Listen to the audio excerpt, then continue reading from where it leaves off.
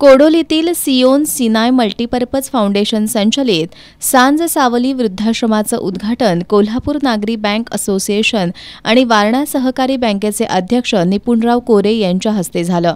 यावेळी बोलताना कोरे यांनी वार्धक्यात अडचणीत सापडलेल्या लोकांना सुखकर जीवन जगण्यासाठी सांज सावली वृद्धाश्रम आधार ठरेल असा विश्वास व्यक्त केला। यावेळी माजी खासदार राजू शेट्टी यांनीही मनोगत व्यक्त केलं।